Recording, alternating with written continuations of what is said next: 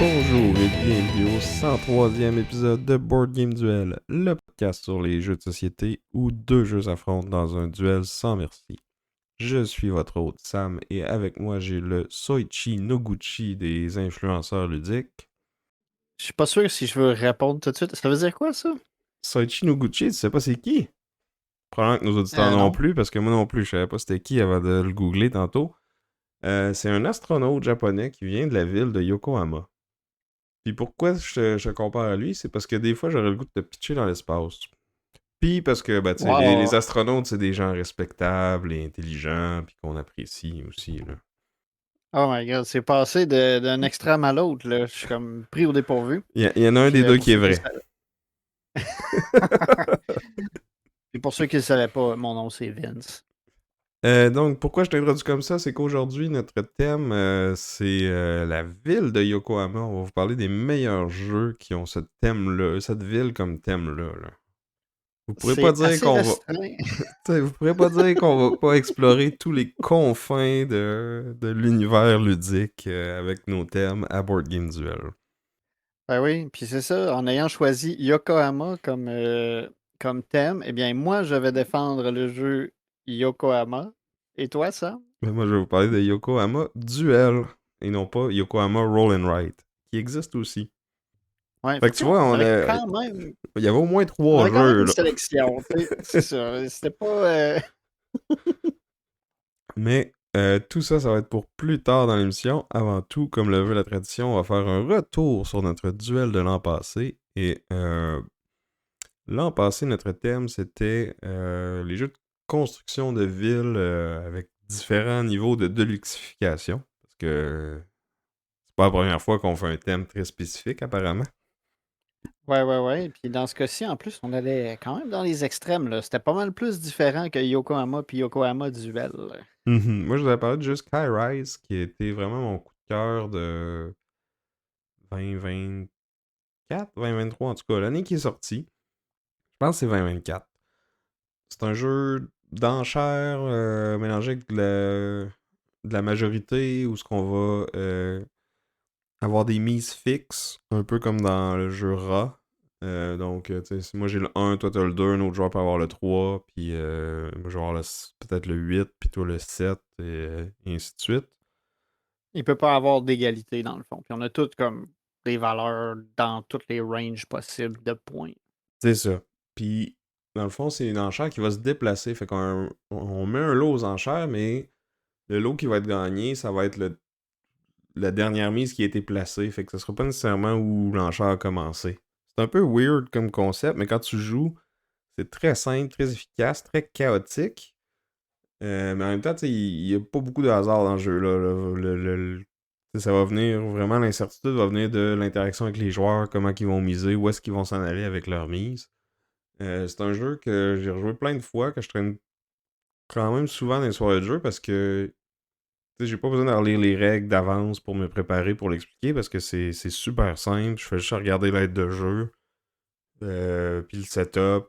On se place, puis ça prend 5 minutes à expliquer, 1 heure et demie à jouer, puis on a quand même des décisions crunchy à chaque tour, on a de l'interaction, on peut être coupe-gorge, on peut essayer de s'enligner pour faire 3-4 moves de suite, parce que quand tu gagnes une enchère, c'est toi qui repars à la suivante, fait que tu peux essayer de manœuvrer pour te fermer un petit coin qui va être juste à toi, puis comme utiliser tes petites mises pour aller gagner les territoires. Les territoires qui sont sur le plateau vont avoir des valeurs de points qui vont varier d'un joueur à l'autre parce que au fur et à mesure que la partie avance, on construit un peu comment on va scorer nos points. Fait que c'est pas tout le monde qui va vouloir se battre tout le temps pour les mêmes terrains, essayer de deviner qu'est-ce que les autres veulent faire, qu'est-ce qui est payant pour eux ou elles, ben c'est là toute la beauté du jeu. C'est pas un jeu que je gagne souvent, mais j'aime le jouer à chaque fois. Vraiment, ça reste. On a fait notre top 10 il y a pas longtemps. Là, il était dans les. Je me rappelle plus à quelle position il était exactement, là, mais il devait être dans les top 20-30 certains. Là. Ouais, c'était pas mal cool, Skyrise, en effet.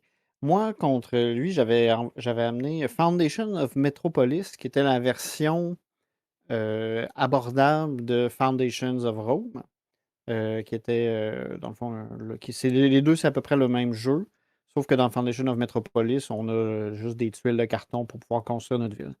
On est dans le un peu plus pas mal plus léger, j'ai envie de dire. C'est assez, c'était pas mal Hmm. accessible comme jeu. Ben, Skyrise, lui aussi. Là. Oui, mais Je pense que les deux sont j'allais dire, comparables.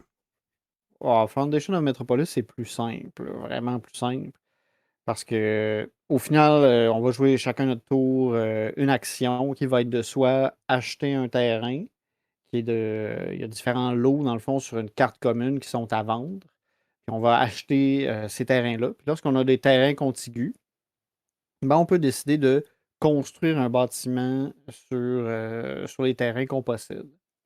Puis là, l'idée, c'est que chaque bâtiment qu'on va construire va nous donner soit de la population, du revenu, ou va nous permettre de faire des points en fonction des bâtiments qui sont adjacents. Fait qu'à mesure que la partie avance, ben, tu sais, c'est ça, on essaie d'acheter les terrains qui nous avantagent, on essaie de, des fois, acheter les terrains qui peuvent nuire aux autres. C'est un peu de construire notre plan de partie, dans le savoir avec quoi on va faire des points. Est-ce qu'on va y aller un peu plus avec la population, qui est comme une espèce de course de majorité? Tu sais, celui qui a le plus de population va faire plus de points, puis après ça diminue. Puis tu n'as pas le choix un peu d'embarquer dans cette course-là, sinon tu peux te faire vraiment devancer parce que c'est l'écart entre les différentes personnes qui fait la différence de points. Fait que tu comme pas le choix de te faire un peu de population si quelqu'un se lance là-dedans. Puis c'est sûr, on a des bâtiments civiques que leur job un peu, c'est de profiter des terrains, des bâtiments adjacents pour pouvoir faire des points. Fait qu'il y en a qui vont faire des points s'ils sont accolés à des bâtiments qui fournissent de la population, d'autres qui sont des bâtiments commerciaux. Puis dans ce cas-là, les territoires, les bâtiments des autres joueurs vont aussi compter dans tes points. Fait que l'idée, c'est d'acheter les bons terrains quand on a l'opportunité, essayer de nuire aux autres, puis essayer de se coller au bon type de bâtiment qu'on a besoin. Puis c'est ça. Puis dans le fond, la troisième action que j'ai pas nommée, c'est juste de récolter, dans le fond, l'argent de tes bâtiments, là. C'est comme un revenu. Puis c'est ça. Fait que tu sais, c'est pas mal. C'est quand même léger, très accessible. Je trouvais que c'était un bon jeu à apporter dans n'importe quel groupe qui peut être. Ben, je dis n'importe quel groupe. C'est plus vers peut-être un groupe plus débutant. Mais moi, je trouvais mon fun pareil dans ce jeu-là. Puis je trouve ça facile à sortir.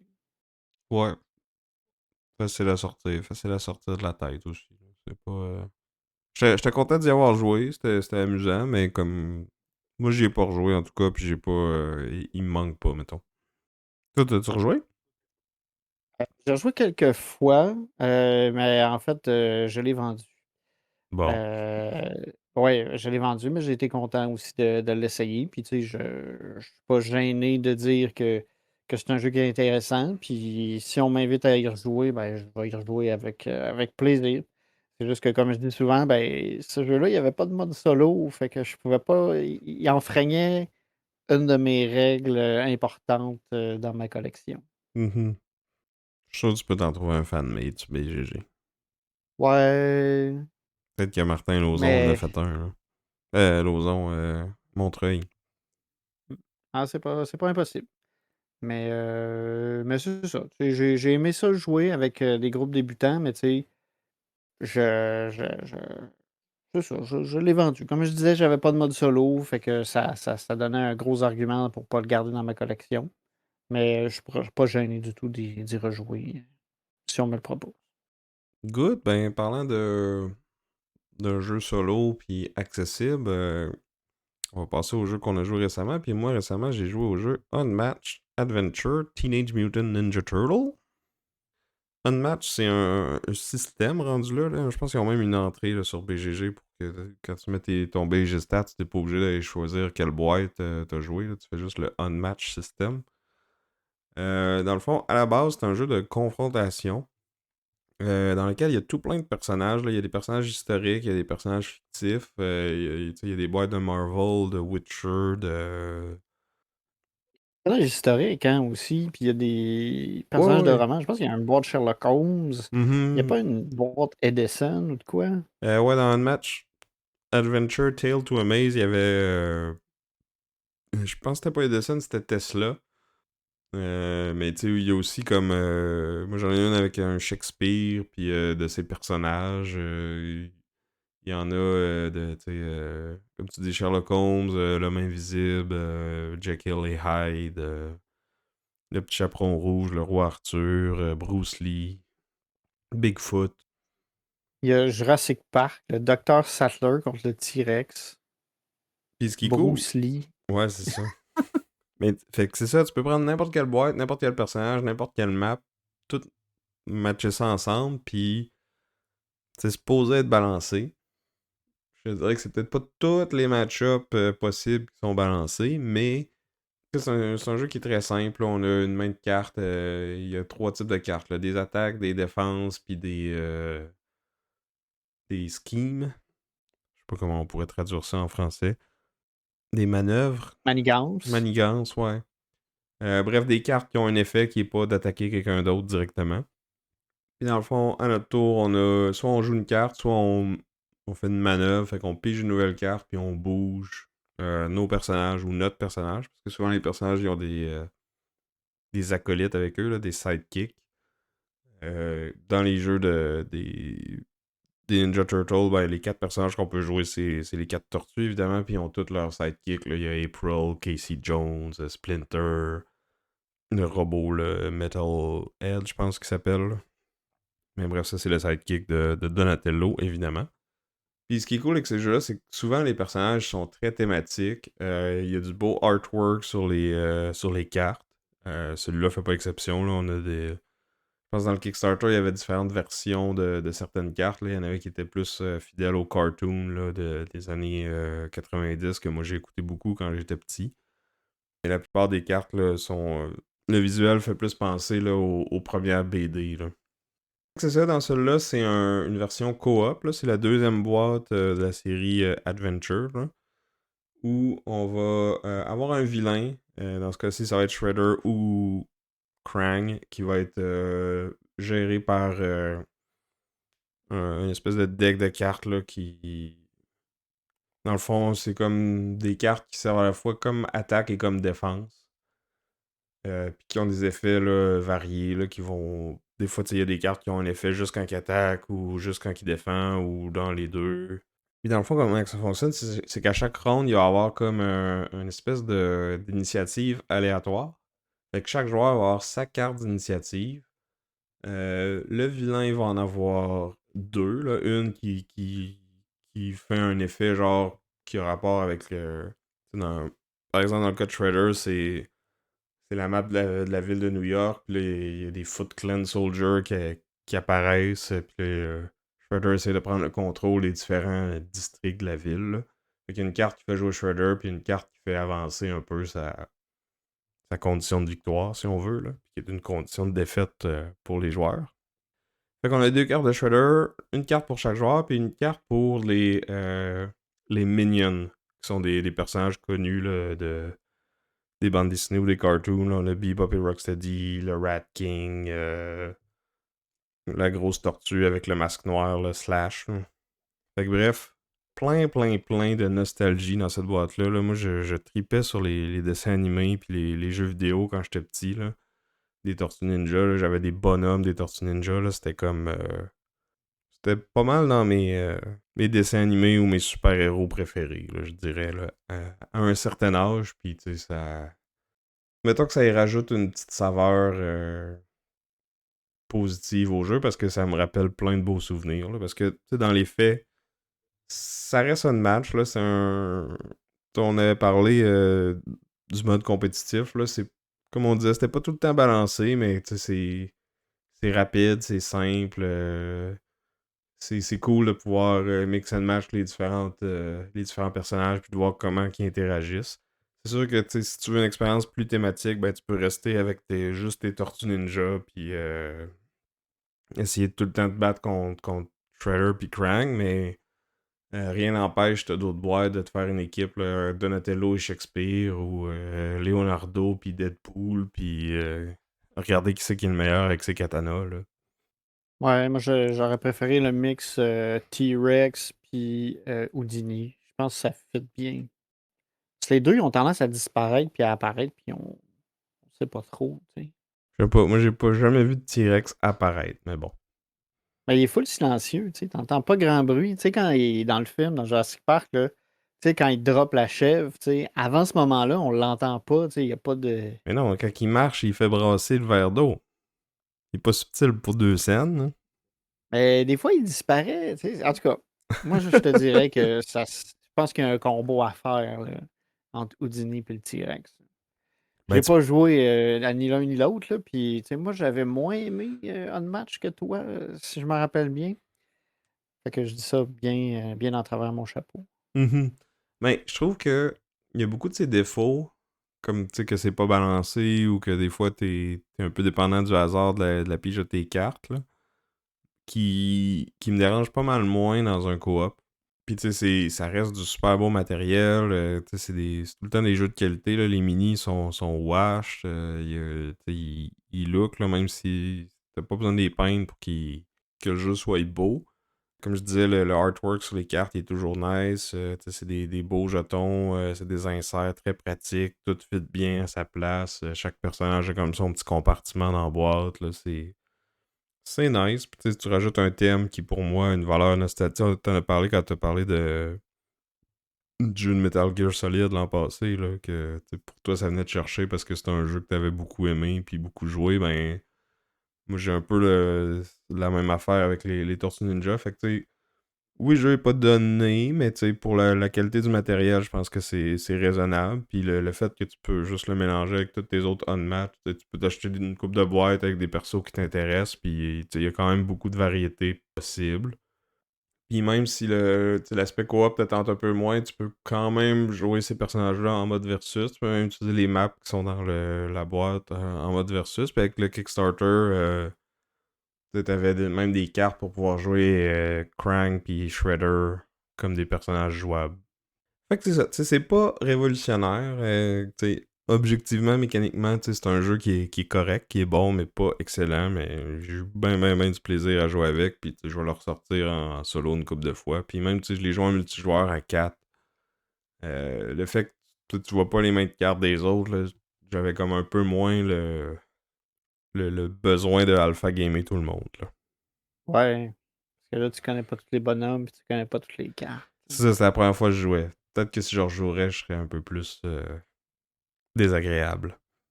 Ouais, fait que Pour dans te le fond, voler ce qu'il ton faut que je fasse, expression. c'est que. Fait que moi, il faut que je m'achète mon unmatch pour que quand on joue unmatch, j'aille mon bonhomme, puis tu puisses pas rien me dire, là. Mais je vais quand même pouvoir te dire qu'est-ce qui serait mieux de faire, là. Mais c'est plus une question de t'es-tu capable de le faire ou pas. Ouais, ouais, ouais. Je prendrais la boîte avec le T-Rex, puis je ferais juste. Je fais ce que je veux, je suis un T-Rex. Tu peux rien dire. Ben écoute, ça serait thématique.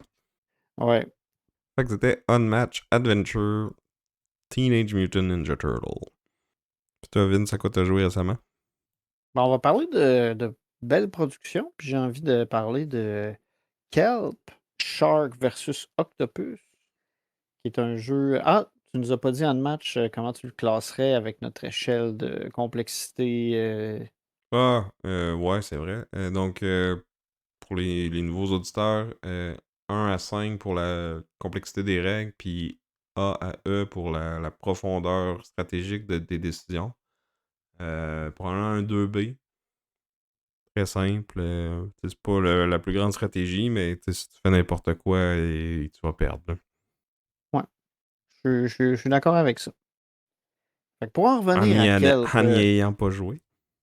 ben, pas. Non, ouais, mais tu sais, je parlais de Unmatch en général, là, Ouais, ouais, qu'on a déjà essayé. J'imagine que ça se ressemble un peu, là. quand même. Fait que, ouais. Fait que tout ça pour dire, revenons à nos requins et nos pieuvres. Donc, Kelp, Shark versus Octopus, sorti en 2024, designé par Carl Robinson, illustré par Weberson Santiago et publié par Wonderbow Games. Je dis illustré par Weberson Santiago parce que je trouve qu'il y a un beau look, il y a une belle esthétique. Je trouve que j'aime ça le regarder sur la table. Puis il y a plusieurs composantes. Tu as un beau petit requin qui est une des figures, qui est la figurine du personnage qui joue le requin. Puis tu as des dominos. Ben, ça ressemble à des dominos, c'est pas vraiment des dominos, mais des petits blocs On dirait des faits tuiles en. de mahjong. Ouais, ouais, that's ça. Que tu as à manipuler. Puis c'est comme le fun, c'est satisfaisant à taponner, on dirait. En tout cas, donc Shark vs Octopus, c'est un jeu de confrontation à deux joueurs asymétrique. Fait qu'on a le requin, sa job c'est d'essayer de manger la pieuvre.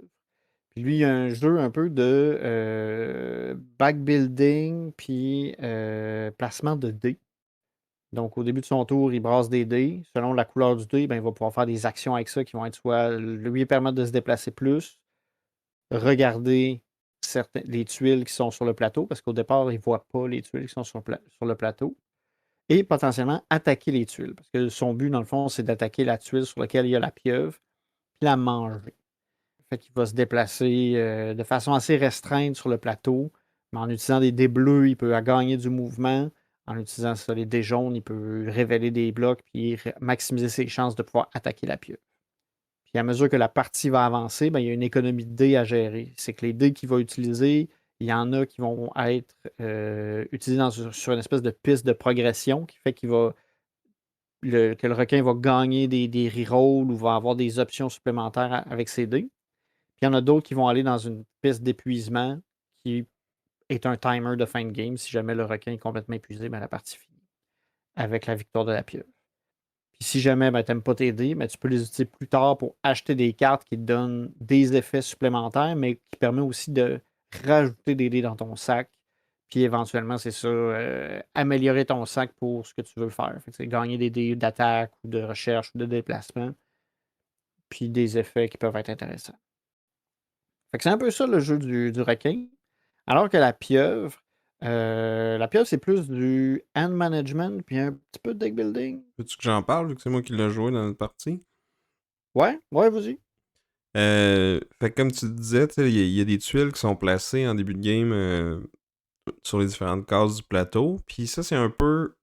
Faut que tu les révèles pour payer le coût des actions des cartes que tu veux jouer. Fait que les cartes, s'ils sont plus fortes, vont te demander de révéler plus de tuiles. Il y en a qui coûtent rien, il y en a qui peuvent coûter 1, 2 ou 3 jetons à révéler. Puis là, si tous tes jetons sont révélés, ben tu peux juste plus jouer des cartes. Mais une des actions que tu peux faire à la place, c'est justement de recacher des jetons. Tu peux aussi remplir ta main parce que par défaut, tu repiges pas de cartes. Là. Fait qu'il faut un peu que tu gères quand est-ce que tu dépenses tes jetons pour faire tes actions, mais en même temps, il y a certains jetons qui sont des pièges que tu veux pas nécessairement révéler parce que tu veux que ce soit le requin qui essaie de les révéler puis qu'il se déclenche dessus. T'essaies de te cacher toi parce que tu veux pas que le requin te trouve. Puis aussi, certains des jetons qui sont comme des proies que toi, tu peux aller manger. Puis quand tu as réussi à manger les 4, ben, c'est une des façons de gagner la partie. Sinon, tu peux juste te cacher toute la game puis te sauver. Peut-être que c'est ça que j'aurais plus dû faire pendant notre partie. Là, moi, j'ai été quand même assez agressif pour aller essayer d'aller manger mes proies le plus vite possible. Parce qu'en plus, à toutes les fois que tu manges une proie, ça donne comme un petit pouvoir spécial que tu peux déclencher à ce moment-là ou plus tard si c'est plus opportun.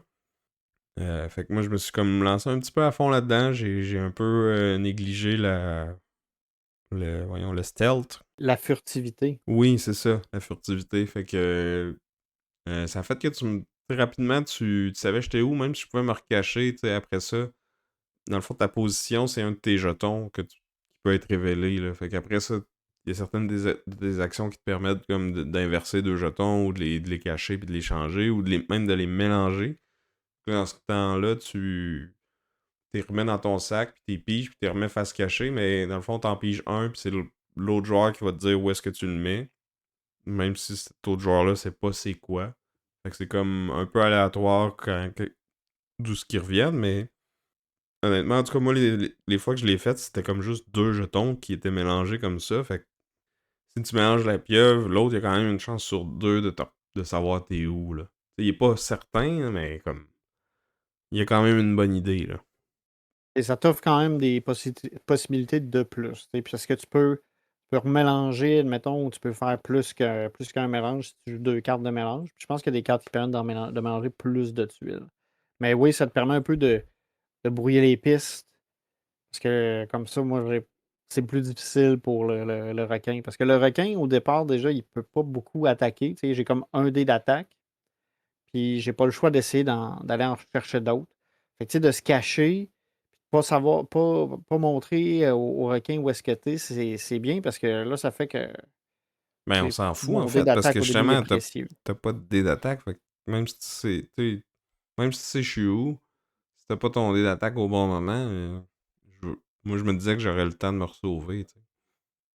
Ouais, ouais, ouais. Puis ça a été vrai au C'est sûr que début, mais c'est ça. À un moment donné, t'as fini par me rattraper. Ouais. C'est sûr que quand j'ai vu une carte qui m'a permis d'acheter 2 dés d'attaque, j'ai fait comme OK, je peux pas passer à côté. Là. Elle coûtait cher en autres dés, mais tu sais, c'est un peu ça. Là. Tu avances puis tu essaies de ramener plus de dés pour attaquer dans ton sac. Fait que, tu sais, tu sautes là-dessus. Ouais, mais c'était un peu ça ma question. Tu trouvais-tu que t'avais des décisions intéressantes? Parce que j'ai l'impression que quasiment tout ce que t'as fait, c'est acheter des dés pour avoir des attaques. Tu sais, oui, t'as placé une coupe de dés bleus pour te déplacer un peu plus. Mais je pense que t'as jamais utilisé de dés jaunes pour fouiller, là. Parce que de toute façon, moi j'ai pas le choix de les révéler, les jetons, pour faire mes actions. Peut-être que c'est moi Ben, qui étais vu, trop vu que téméraire, j'ai puis que j'en ai su, pas caché beaucoup, là. c'est ça, ben, vu que j'ai su beaucoup où est-ce que tu étais, tu sais, j'ai pas osé, j'ai pas eu à utiliser mes dés jaunes. Fait que je les ai utilisés pour pouvoir acheter des cartes, pour pouvoir acheter d'autres dés. Avoir été, avoir eu moins de tuiles révélées sur le plateau, puis avoir une moins bonne idée d'où est-ce que tu étais, là, les déjeuners deviennent intéressants parce que, tu sais, c'est là que tu as une opportunité un peu de diminuer l'inconnu. Fait que là, Ouais, mais tu sais, en même temps, moi de mon bord, si je révèle pas de jetons, je fais rien, là. Fait que ma game est un peu ouais, plate, là. ouais, mais tu sais, c'est un peu de gérer ça, justement, l'équilibre dans tout ça. Puis c'est sûr que toi, tu pas le choix de les révéler pour pouvoir mettre de la bouffe sur le plateau. Ben, c'est ça. Mais l'idée, c'est peut-être justement des fois en relever, au lieu de tout le temps vouloir jouer une carte, c'est des fois tu fais juste comme Ah, je le relève pour que tantôt tu le réutilises. Fait que tu sais, comme ça, tu peux comme révéler tout le temps les mêmes blocs. Puis moi, ça me donne pas de nouvelles informations. Tu sais. Toi, c'est sûr que ça ralentit un peu ton jeu, mais sur sur le long terme, c'est la pieuvre qui gagne.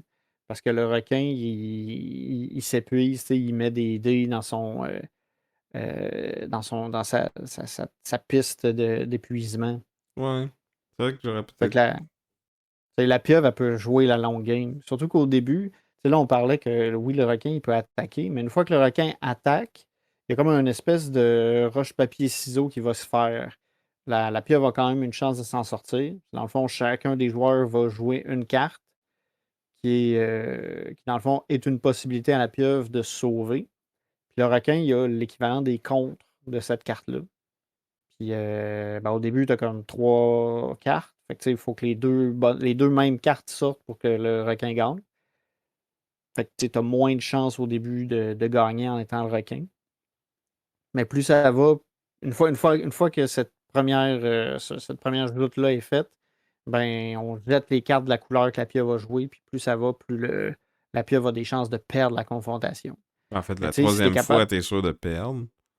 Ouais, Puis la deuxième fois, c'est un 50-50. Mais en plus, c'est que c'est pas tout à fait 50-50, c'est pas tout à fait une chance sur trois non plus, parce que c'est ouais, trois effets différents, puis le requin sait c'est quoi les effets. Fait que, tu sais, il peut. Ça devient un genre de mind game de genre, ok, ouais, je sais que le meilleur escapatoire, c'est ça, mais il sait que je le sais, fait que est-ce qu'il va le jouer? ouais, ouais, ouais. Oui, parce que c'est ça, l'effet de la pieuvre fait un changement sur le plateau. Fait que, tu sais, en fonction du changement, tu peux te dire, ah ouais, il va aller vers ça parce que c'est plus safe pour lui, mais c'est ça. Mais moi, je trouvais que j'avais quand même des trucs intéressants. Là. C'est sûr qu'aussi au début, j'ai fait un peu une.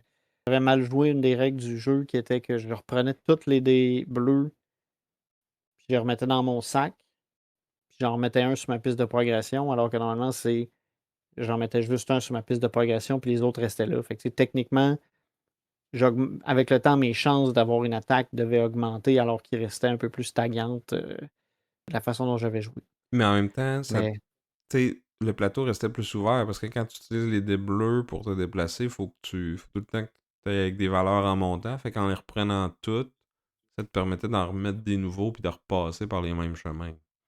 ouais, de mieux les replacer, c'est vrai. C'est vrai que ça m'a donné un avantage au niveau des déplacements.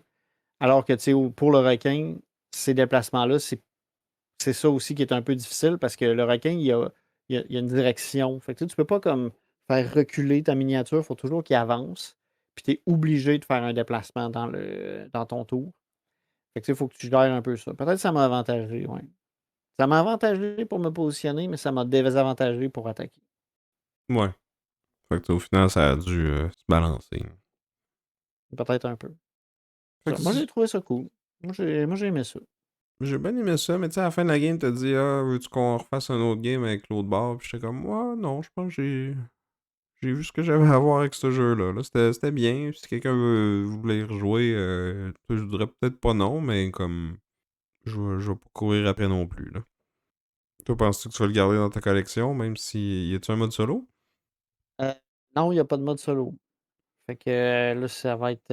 On va voir. Va Parce que falloir pour qu'il n'y ait pas. va falloir que tu le fasses essayer à ta blonde, si elle aime ça, tu vas le garder.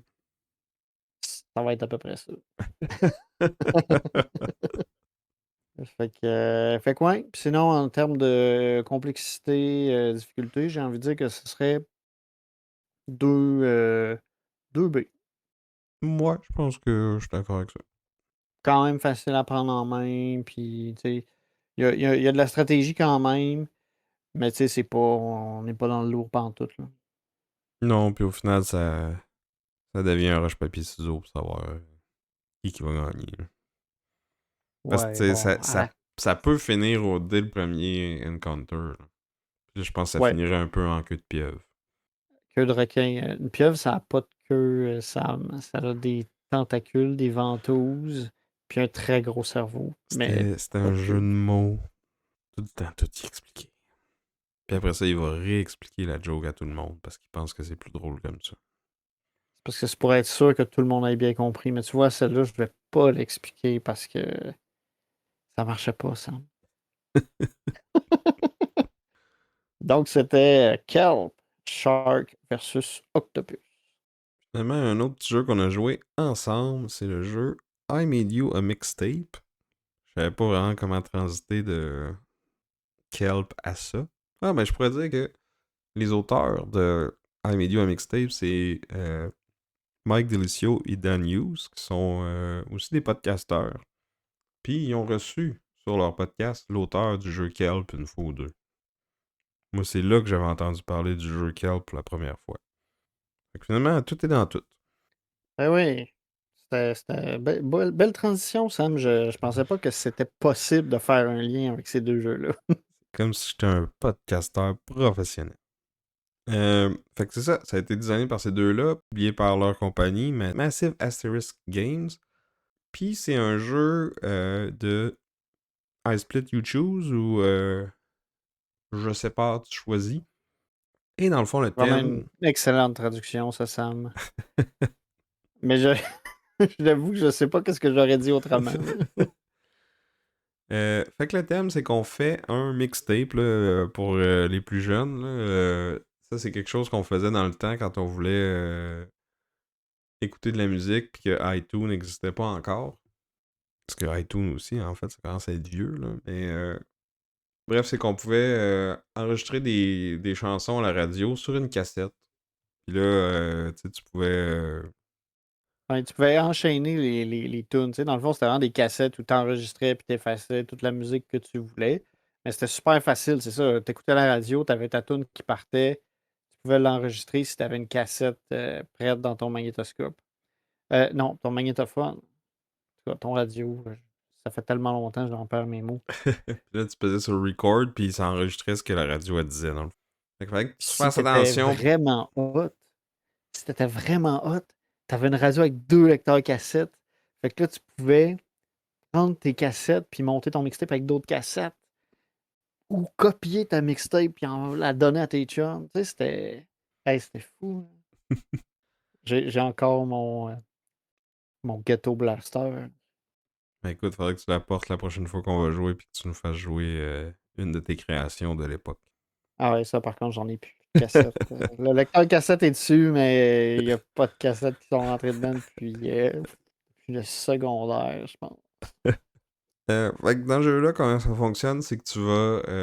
Au début du tour, tu piges trois cartes de cassette qui sont en fait des tunes de l'époque. Puis les tunes, dans le fond, soit qui vont aller du côté A ou du côté B de ta cassette, parce que c'est de même ça marchait dans le temps. Puis ce qui va faire beaucoup de points en fin de la partie, c'est si tu es capable de balancer la durée de ton côté A avec ton côté B.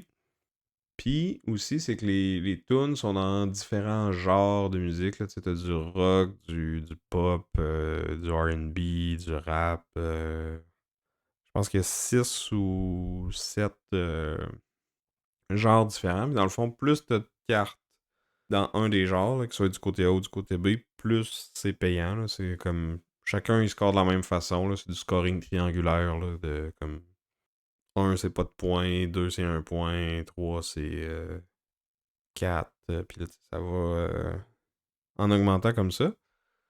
Puis aussi sur la cassette, il va comme avoir une genre d'illustration de la bande magnétique. Là. Puis ça, c'est comme le flow de ton mixtape.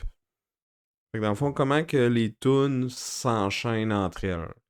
Fait que la bande, elle peut être à 3 places. Puis dans le fond, si la prochaine carte que tu mets, c'est un match parfait, ben ton flow est bon. Fait que ça te donne des points.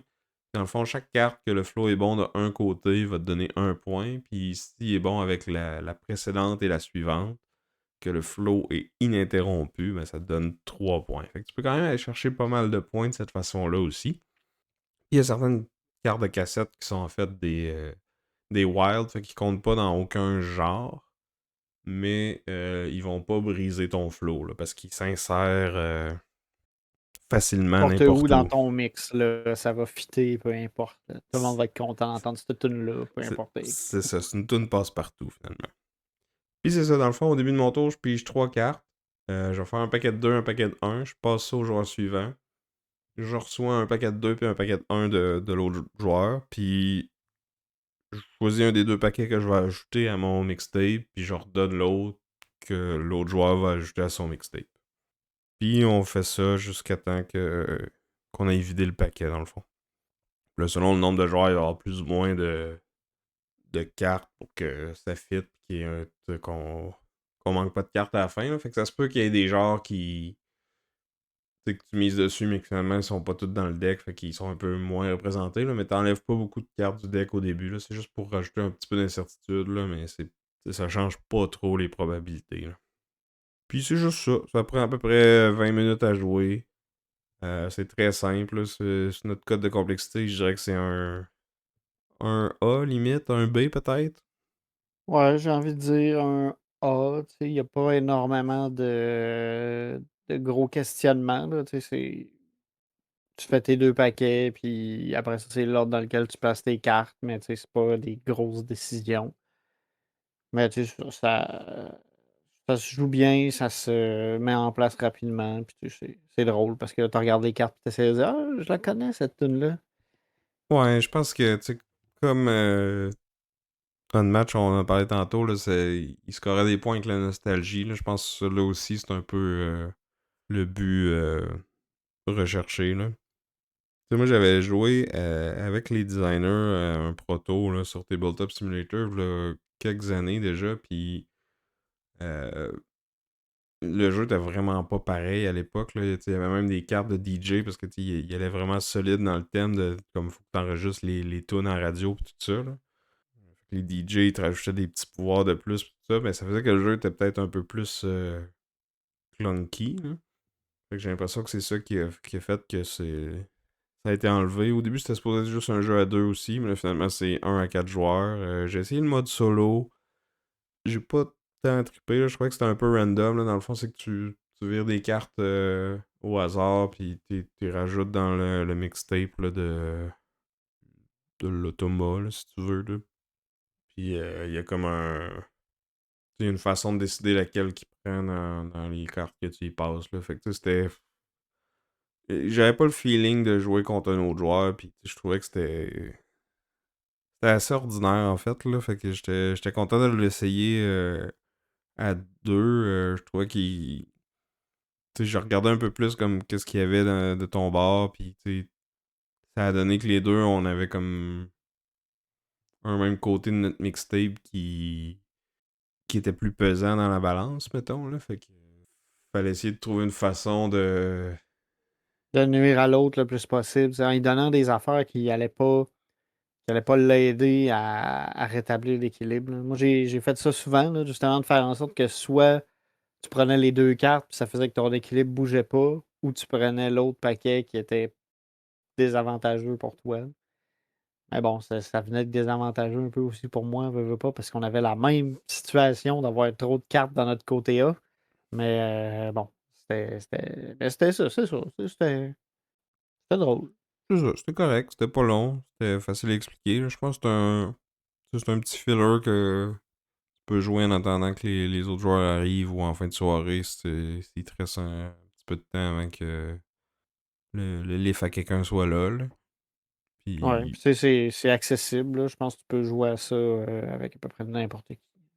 ouais, tu sais, c'est le genre de jeu que je pourrais sortir que un de mes mononcles, mettons, qui tripe sa musique, puis qui est pas trop gamer, mais qui aime s'essayer des affaires une fois de temps en temps. Là. Me semble que ça pourrait pogner avec lui. Là. Genre ta Ouais, gang qui ouais, tripe sur Redster, là, puis tu veux peut-être faire autre chose, là, ben, peut-être tu pourrais l'essayer celui-là. Là. ouais. C'est sûr que c'est pas le même feeling parce que tu t'entends pas la musique comme telle, là, tu vois juste les titres, mais tu Ben, peux en parler un peu. Là. c'est ça, puis y a rien qui t'empêche de faire jouer celle qui te rappelle plus d'affaires. Là.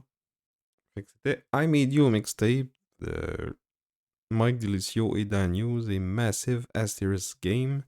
C'était un Kickstarter, mais je pense qu'il est encore disponible sur le site web de allplay.com. Pour ceux qui ont déjà participé à l'événement, en fait, le défi Joudon a ouvert ses inscriptions. Cette année, ça va être le 22 mars.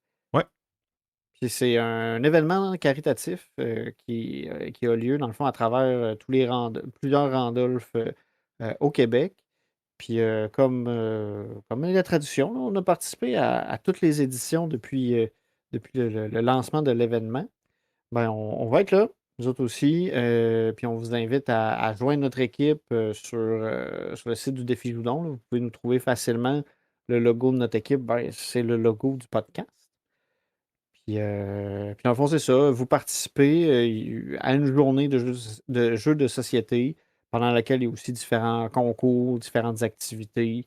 Tout ça pour ramasser de l'argent pour la Société québécoise pour la prévention du suicide.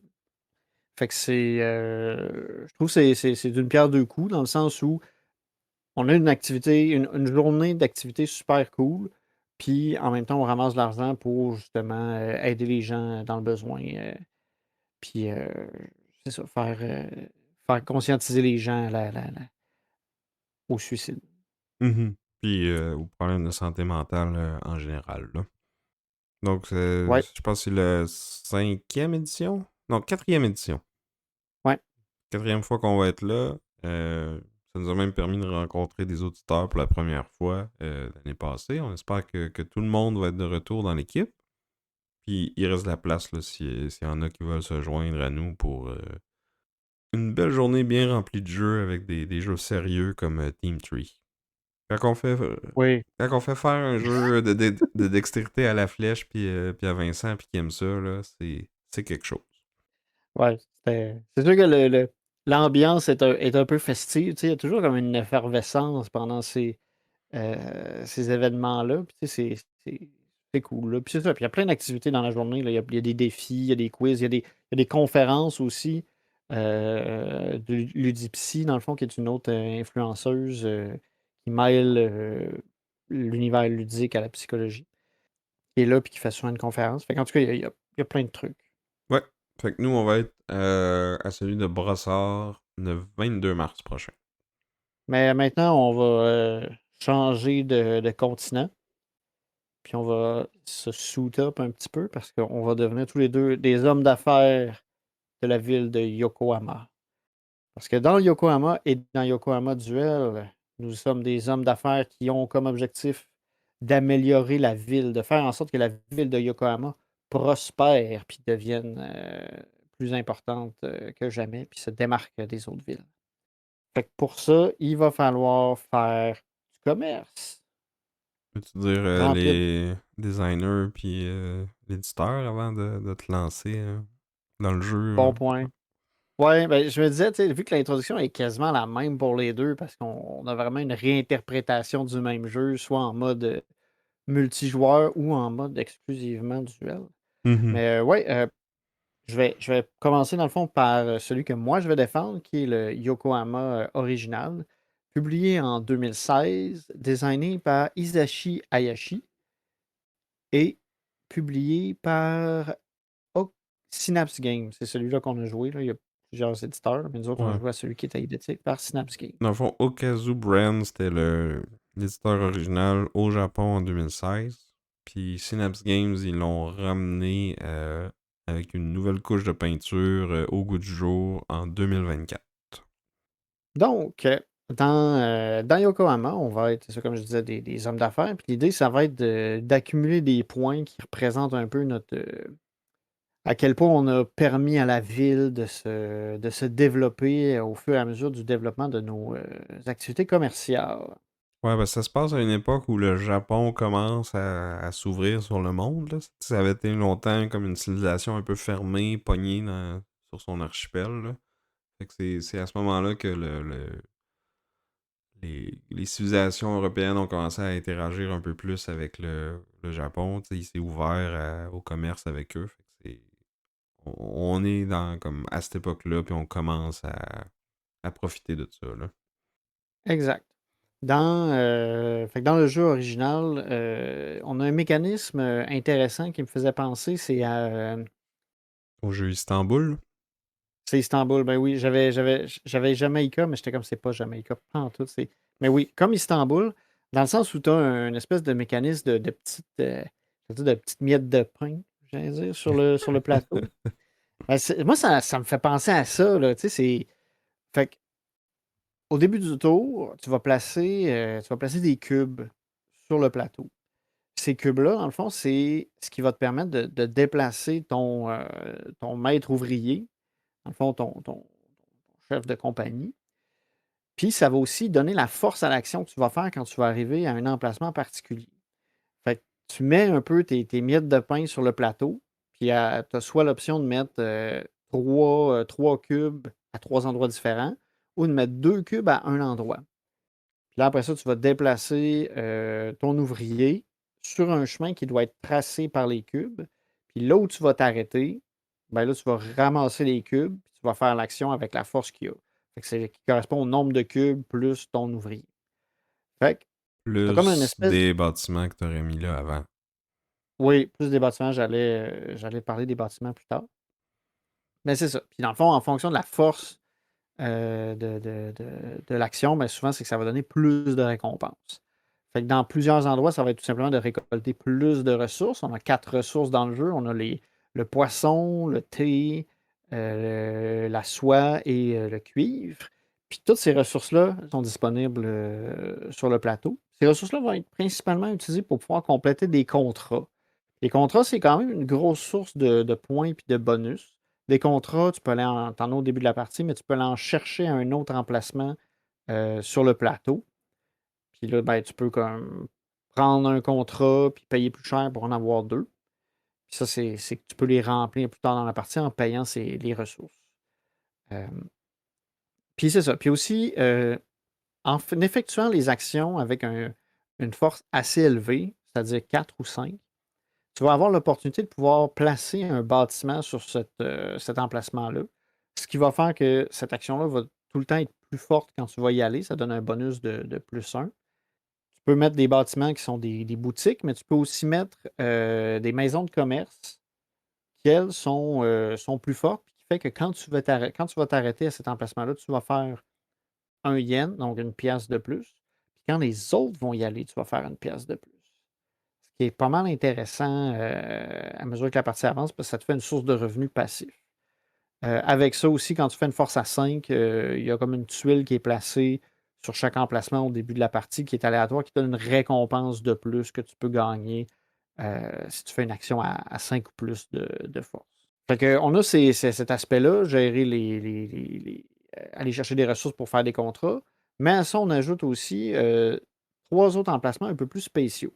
On a un emplacement qui est des technologies, qui nous permet en fait d'acheter des cartes technologies qui nous donnent des bonus selon certaines situations. Il y en a qui vont nous permettre de faire des points en fin de partie en fonction d'éléments qu'on va avoir placés. Puis il y en a qui vont nous permettre de bonifier certaines actions qu'on va faire. Puis, selon le nombre selon la force qu'on a quand on arrive sur la place de technologie, ben, on va pouvoir acheter des cartes plus ou moins fortes parce qu'ils ont toutes des valeurs différentes. Fait que, des technologies qui sont comme plus fortes, ben, ils vont coûter plus cher. Il faut que tu mettes un peu plus de force à ton action. Mais tu peux toujours dépenser de l'argent pour te donner dépenser de l'argent ou des biens d'importation pour pouvoir améliorer, dans le fond, la force de ton action technologie. Pour pouvoir acheter des cartes qui seraient sinon autrement impossibles à aller acheter. Fait qu'avec ça, ça t'ajoute comme un petit peu de engine building, parce que tu vas améliorer tes actions, tu vas améliorer ta façon de jouer. À ça, on ajoute deux autres emplacements qui sont en fait 2 pistes de progression. Fait qu'on a une piste, la piste du temple. Fait que quand on va sur le temple, en fonction de la force, ben, on a des points de religion. Puis là, on peut placer un de nos cubes sur cette piste-là. Puis là, on a une espèce de course à savoir c'est qui va être le plus loin sur cette piste-là. Puis plus tu te rends loin, mais ça te donne des points bonus, puis ça te donne des ressources supplémentaires. Puis en plus de la force d'action, ben là, tu peux dépenser des ressources pour aller plus loin. Puis à l'inverse, on a une autre piste qui est très similaire, qui est la piste de l'hôtel de ville, où là, on va pouvoir aussi avoir cette espèce de simili-course de celui qui va être le plus loin en avant pour faire des points en fin de partie. Puis je pense que tu dépenses d'autres sortes de ressources pour monter dessus. Ouais, ouais, ouais. Je pense que c'est il me semble que c'est l'importation, les points, non. Ouais, je pense que c'est ça. Ouais, oui, ouais, oui, oui. Donc, c'est des On va le ressources que tu reprendre. peux juste avoir en complétant des contrats puis en ayant les bonus là, pour faire les actions plus fortes. C'est ça. C'est pas une ressource que tu peux aller chercher sur le plateau là, avec les Ouais. actions de base, mettons. Ça demande un petit peu plus de travail. C'est ça. Tu as un autre emplacement qui, lui, te permet de transformer des ressources en une autre en utilisant de l'argent. Là. Fait que s'il te manque de cuivre puis que l'emplacement cuivre est bloqué, parce que il y a une notion aussi que tu peux pas aller là où il y a déjà quelqu'un. Fait que, tu sais, quand il y a un gros ouvrier d'un joueur, tu peux pas aller sur cet emplacement-là. Puis même si tu Fait que, passes par là, je pense qu'il faut que tu payes l'autre joueur quand tu fais ton petit c'est tracé au début de ton tour. Là. c'est ça. Fait que, tu sais, quand on joue à 2 joueurs, on a quand même pas mal de liberté, mais tu sais, quand on commence à jouer à 3, 4 joueurs, tu sais, là, l'espace commence à être restreint. Si jamais tu sais, tous les emplacements qui t'intéressent sont pris, ben, tu sais, tu peux aller échanger des ressources à cet autre emplacement-là, qui est généralement moins populaire si tout va bien. Puis c'est ça. Puis, tu sais, quand je parle du positionnement des boutiques aussi, tu as un autre un petit choix à faire quand tu vas placer ta boutique, parce que sur chaque emplacement, mais dans le fond, le premier qui va placer une boutique dessus, il va pouvoir la placer sur un des 4 emplacements bonus qui est présent. Puis là, ben, des fois, tu as un choix à faire. Souvent, c'est un nombre de points, mais des fois, ça peut être une ressource. Fait que des fois, tu peux dire, OK, j'ai peut-être plus besoin d'aller chercher cette ressource-là plutôt que ce nombre de points-là, parce que cette ressource-là va pouvoir me faire plus de points. Fait qu'il y a un petit aspect ici de décision à prendre aussi quand on place nos maisons. Puis, ah oui, j'oubliais aussi, parce que là, on se promène, on place des cubes, on place des maisons, mais en fait, il faut aussi d'abord les acheter. Parce qu'on a un plateau personnel sur lequel on a comme une réserve de cubes de maisons puis de maisons de commerce, de boutiques puis de maisons de commerce.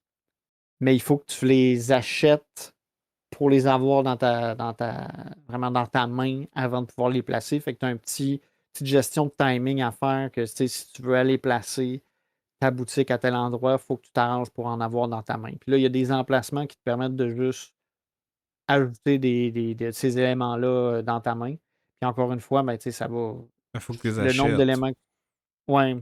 Faut que tu les achètes, mais sinon, ça peut être des cubes aussi. Parce que tu as une réserve de cubes limitée au début, mais tu peux l'augmenter en allant à cet endroit-là. Mais oui, C'est il faut que tu ça. les achètes, mais il faut aussi que tu ailles à l'action pour les gagner. Mais tu as Ben, d'autres effets qui te permettent de les avoir. Là, entre autres, la piste de religion, elle te permet d'en chercher plus. Tu as des contrats qui te permettent d'en prendre. Tu as plusieurs façons d'y aller, mais il faut que tu y penses pour avoir les éléments que tu as besoin, les boutiques, puis tout ça, pour pouvoir faire les actions futures. Puis les cubes que tu vas mettre sur la piste de religion, puis la piste de la mairie, ben, ça fait partie des cubes que tu as dans ta réserve personnelle. Fait faut que tu aies en chercher d'autres pour les remplacer. mhm. Ben, tu commences quand même avec un certain nombre, là. En début de partie, ça va prendre une couple de tours avant que t'en aies plus, là, parce que, comme tu disais, toutes les fois que tu fais une action, tu ramasses ceux qui sont à cet endroit-là, là. Puis ils C'est ça. retournent dans ta main, pas sur ton plateau, là. C'est ça. Fait que t'as comme une boucle là, qui se forme, mais c'est sûr qu'à un moment donné, tu commences soit à avoir des cubes éparpillés partout parce que tu viens pas à bout de faire tes actions parce que tu as des gens désagréables comme Sam qui vont là où tu veux aller. Mais sinon, c'est parce que tu as été trop bon sur les autres pistes ou que tu as été là avant puis tu as commencé à dépenser tes cubes-là. Mais sinon, j'ai jamais trop eu le problème de manquer de cubes. Manquer de boutique, ça m'est arrivé des fois, de dire ah, si j'avais pu, C'est plus j'aurais dû probable, aller me chercher. mettons. Ouais. Euh, Puis tu parlais de qu'on se bloque, là, mais en même temps, tu sais, moi, j'aurais pas le choix de rebouger au tour d'après, fait que, tu sais, au final, tu vas aller faire une autre action, puis tu vas pouvoir la refaire, celle que tu voulais originalement, comme juste un tour plus tard, là. Des fois, ça peut fucker ton timing pis Ouais. tes affaires, mais comme... Surtout à deux, je trouvais que c'était... Tu sais, oui, ça arrivait de temps en temps, là, mais c'était peut-être une ou deux fois par game, là. Ouais. À 2, tu le ressens moins. À 3 puis 4, là, par contre, c'est un peu plus serré. Là. Il y a plus de monde sur le plateau.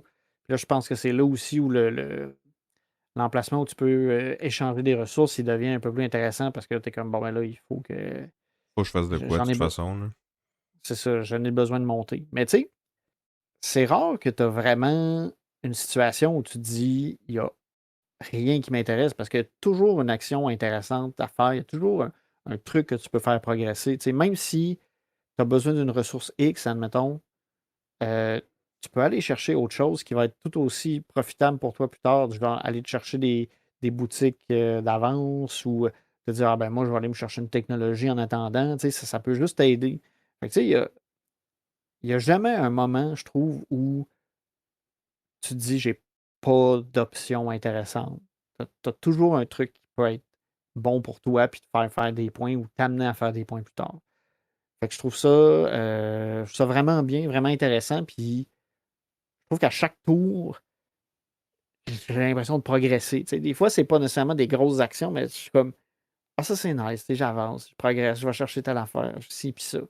Ouais, Euh, c'est... Ben, tu sais, c'est limite salade de points, que n'importe quoi que tu fais, ça va te faire un petit peu de points. Euh, Puis je trouve que, surtout pour une game à deux, je pense qu'il y a un petit peu trop d'options, justement, là. Fait que, tu sais, au final, tu peux pas en bloquer l'autre, tu peux pas... Tu sais, il y a très peu d'interactions.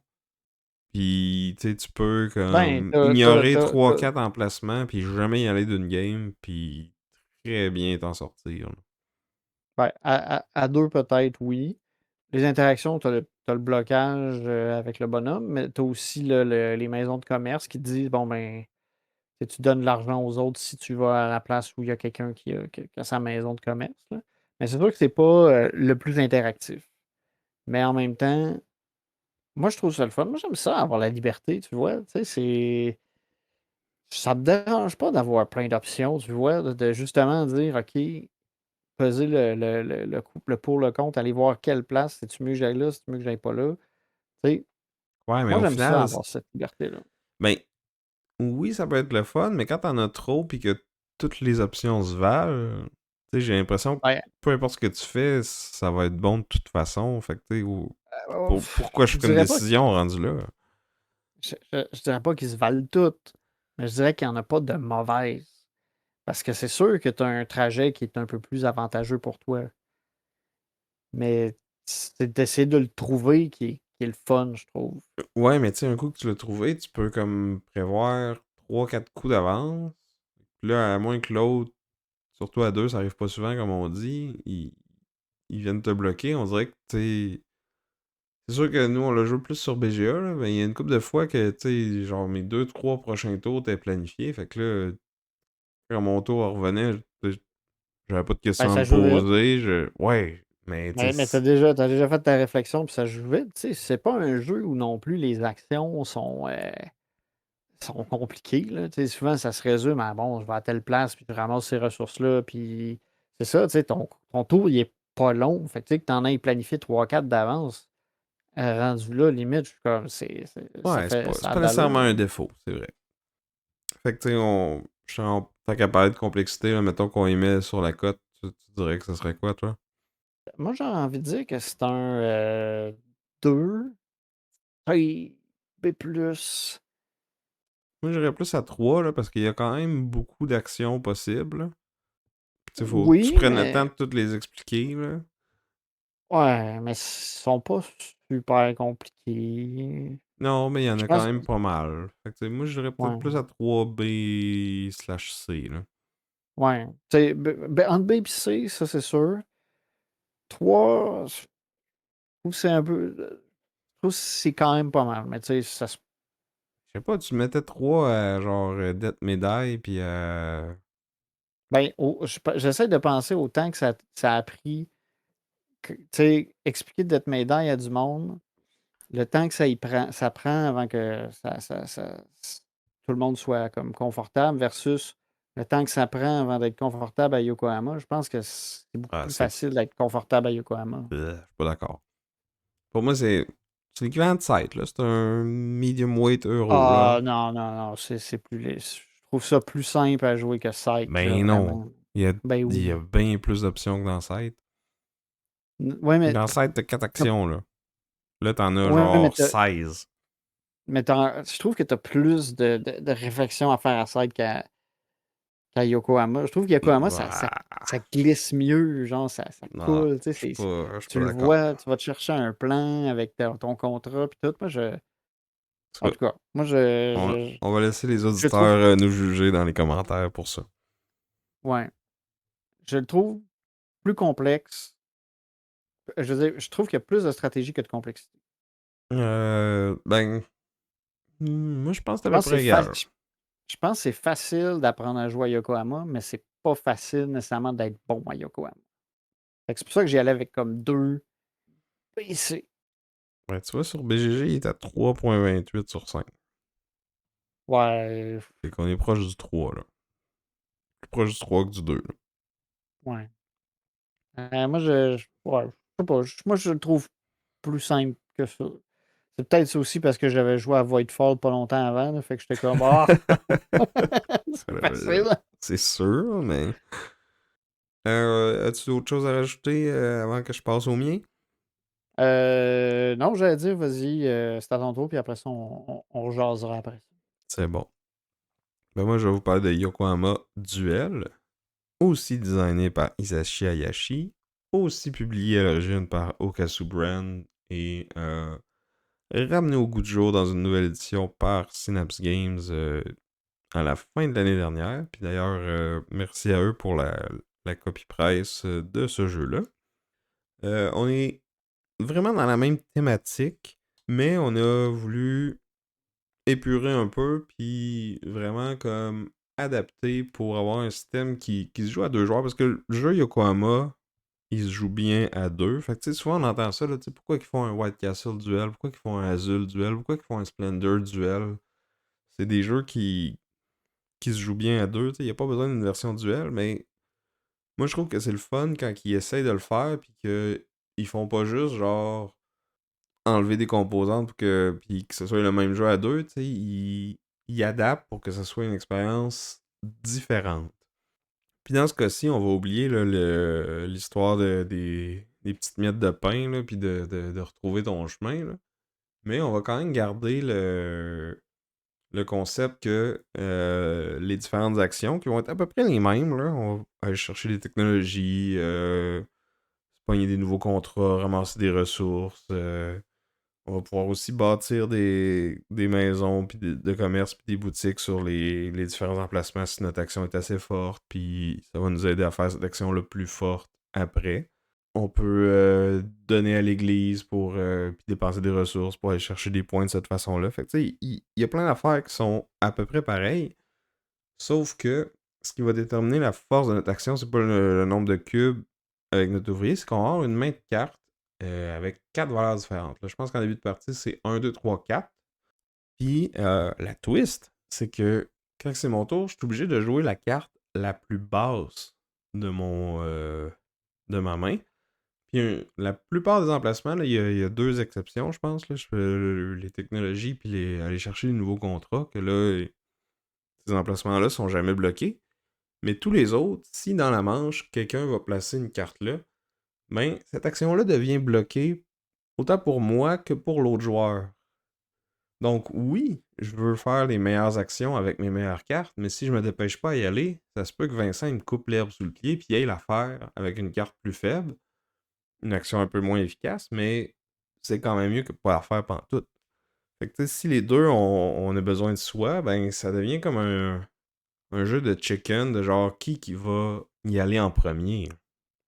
Ouais, fait que là, au lieu d'avoir la possibilité de faire rapidement un nombre de ressources X, ben, ça va te prendre 2 rounds pour le faire. Pas Parce que tout tu le vas faire temps, 2 fois l'action poche.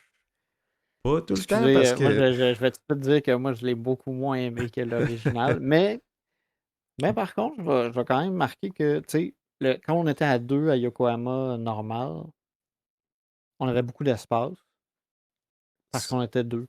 celui-là, on est dans ta face tout le temps. Ça, tu sais, ce système de cartes-là, je trouve ça fait une belle tension de comme je veux faire l'action bonne, mais je veux la faire vite aussi, puis je peux pas faire les deux. Fait que faut que je trouve une bonne balance dans tout ça. Mais le jeu te donne quand même des outils pour contourner ça parce que tu peux aller construire des bâtiments qui vont te permettre de rendre tes actions plus fortes, même si tu y vas avec une moins bonne carte un round subséquent. Là. C'est sûr que c'est pas de l'investissement à long terme parce qu'il y a juste 4 manches dans le jeu, là, mais quand même.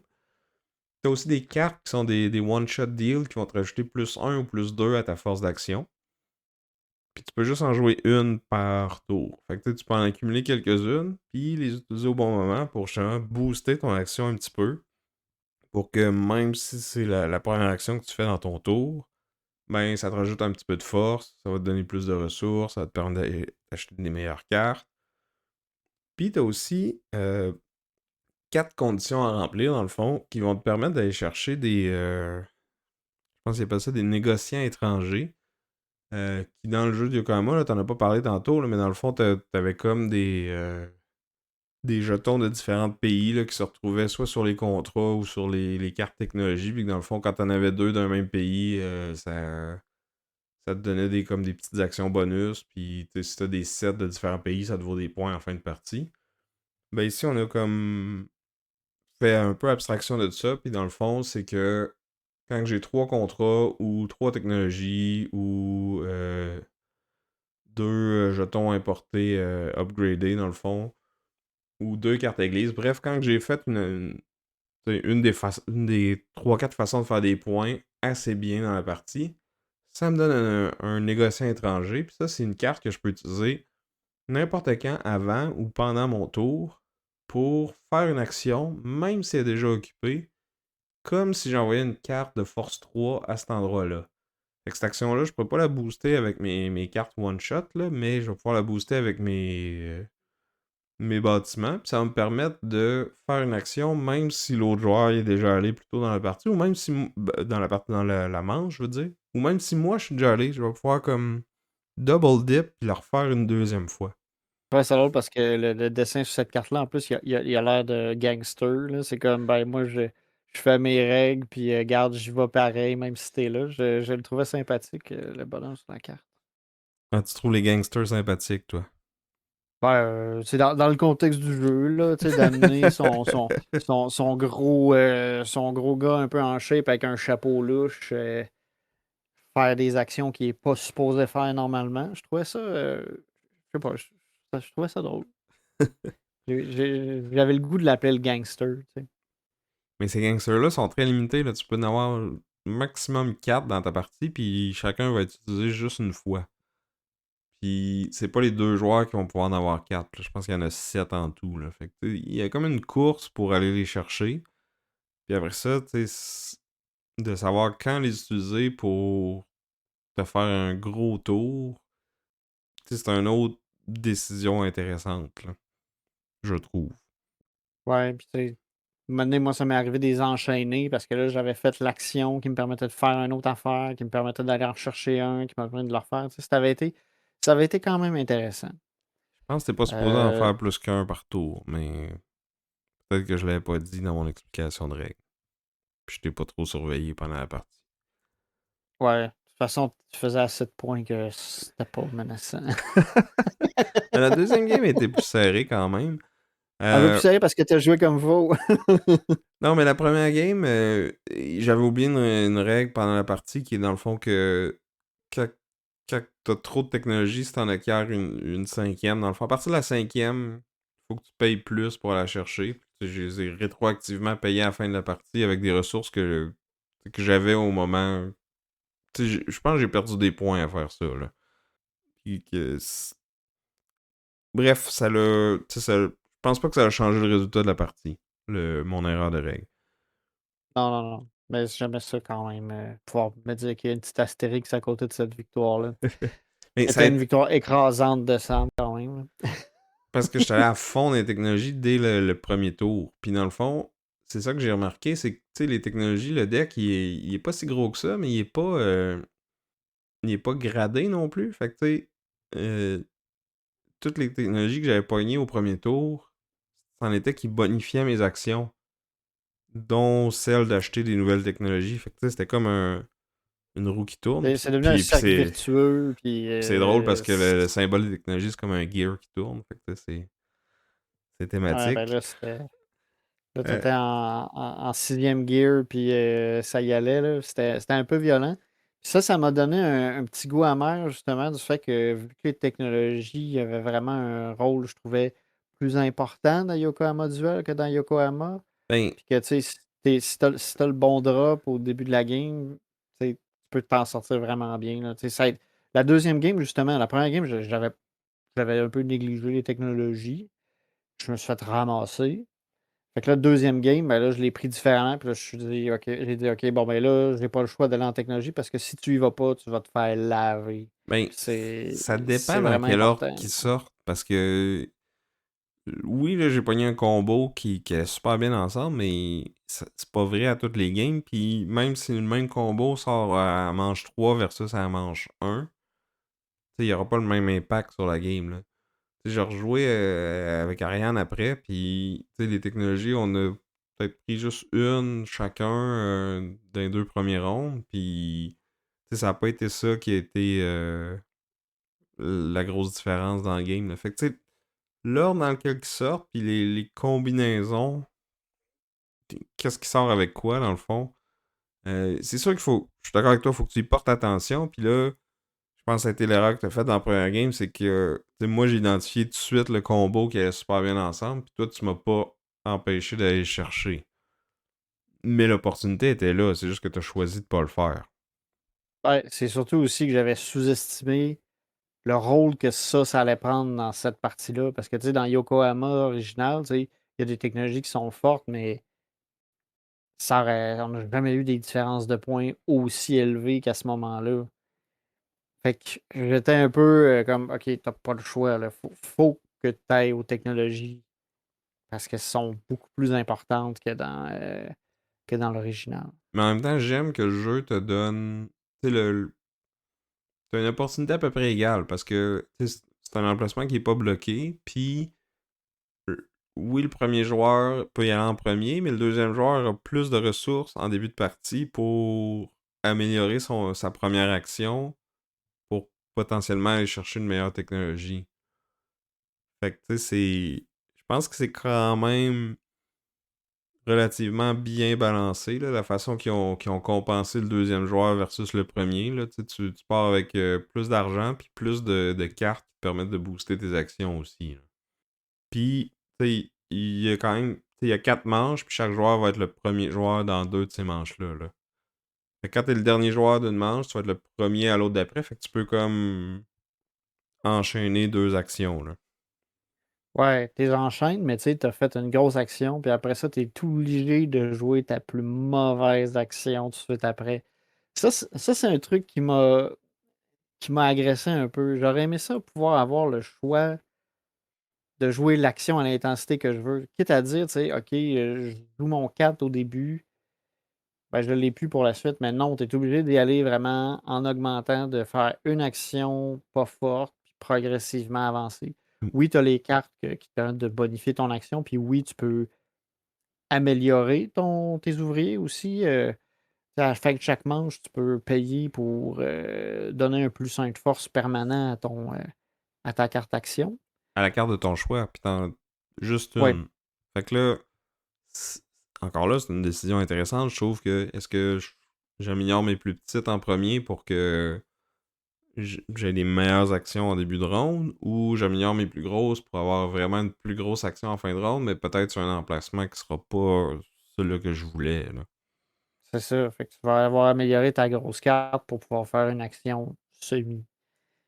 Fait que de ce que j'ai compris, toi, Sam, de toute façon, tu feras tout le temps les plus basses au début, peu À date, importe. c'est ça que Fait que j'ai t'as pas, fait. fait que t'as pas vraiment de décision à faire parce que c'est la seule affaire parce que sinon ta première action, elle reste mauvaise trop longtemps. Ben, je veux dire, toi, t'as fait autrement, puis notre deuxième game, c'était proche. Ariane avait fait autrement la game qu'on a fait aussi, puis on avait fini égal, là, à 59-59. Là. OK. Puis, shout-out au jeu, là, ils sont arrangés pour que ceux qui sont allergiques aux égalités, là, dans le fond, il y a comme 6 ou 7 affaires qui te donnent des points dans le jeu-là. Ben, c'est comme les 6 ou 7 tiebreakers, puis ils sont dans l'ordre qui sont sur ta feuille de score. Là. Fait que, si c'est égal, tu regardes ligne 1 qui était plus haut, c'est ton gagnant. Si c'est encore égal, tu vas voir ligne 2. Puis tu continues comme ça. Là. Fait que, les chances que tu aies une égalité sont pratiquement nulles. Là. Sérieux, c'était drôle parce que quand je regardais, c'est ça, la liste des tiebreakers, je me disais, ça pourrait être une belle option coop d'essayer d'avoir une game qui finit à égalité. Parce que je pense que même si tu mettais tous les efforts du monde pour y arriver, là, Ça serait difficile. je sais pas si c'est faisable. En tout cas, il n'y a pas d'égalité. À Non. Yokohama du. Sinon, c'est ça. En termes de complexité, j'ai envie de dire, c'est un 2C. Il y a une touche plus simple que Yokohama en termes de règles. En termes de stratégie, ça s'équivaut. Moi, il m'a fait beaucoup penser en fait à Targi. Je sais pas si on a déjà parlé sur le podcast, mais t'as déjà joué, right? Ça me dit quoi? Je vois le dessus, là, il y a une espèce de personne voilée où tu vois juste ses yeux. Là. Oui, oui, j'ai déjà joué, mais C'est un genre de ça- placement ouvrier où les emplacements sont comme en grille, puis là tu places tes meeples autour, à tour de rôle, puis après ça, où est-ce que ça se croise, dans le fond, c'est les cartes de ressources ou les contrats que tu vas pouvoir aller chercher. Là. Fait que c'est un autre jeu de gestion de ressources, placement d'ouvriers-ish, back and forth, jeu à deux aussi. Moi, c'est un jeu que j'ai joué beaucoup à l'époque. Là. Ça a été un des premiers jeux que j'ai acheté. Puis j'ai joué quand même pas mal sur BGA là, à mes débuts aussi. Là. Fait que c'est un autre beau jeu à deux, pas trop compliqué. Là. Si vous aimez ce jeu-là, puis que vous avez joué beaucoup, puis que vous avez envie d'essayer autre chose, mais comme un peu dans la même veine, là, je pense que Yokohama Duel, c'est un bon candidat pour ça. Là. Ou si vous aimez le jeu Yokohama, mais que vous jouez plus souvent à 2 joueurs, en tout cas, moi, je privilégierais cette option-là. Là. Je la trouve plus interactive, plus tendue, plus tu sais, coude à coude. Là. ouais, mais moi, je moi, j'ai quand même mieux aimé Yokohama original à 2.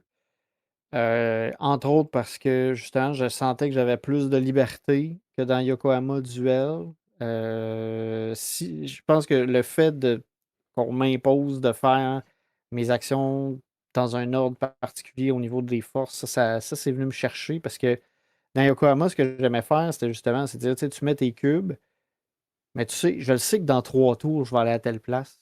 Fait que quand je place mes cubes, je le sais que j'ai juste besoin d'en mettre un là à ce tour-ci, puis tantôt, je vais en remettre un, puis quand ça va être le temps, bam, je vais pouvoir la faire super forte, Mais en même temps, puis je la planifie. ben, Là, mais t'as planifié, mais t'as télégraphie, puis les autres joueurs peuvent y aller aussi. ouais, mais t'as du temps, puis après ça, tu t'en mets partout des cubes, fait que tu t'ouvres d'autres options qui sont pas trop mauvaises. Là, c'est arrivé des fois dans Yokohama Duel où j'ai juste fait que, ben là, il fallait absolument que j'aille là parce que il n'y a aucune autre place qui est intéressante pour moi présentement. J'ai eu des frustrations à plusieurs moments dans Yokohama Duel que j'ai jamais eu dans Yokohama. Là, c'est une question seulement de préférence. T'sais, moi, j'aimais ça, la liberté de me promener où je voulais dans Yokohama. Toi, tu as moins aimé ça parce que justement, tu avais trop d'options. Ben, moi, Moi, j'aime j'ai eu ça te le bloquer, sentiment. hein.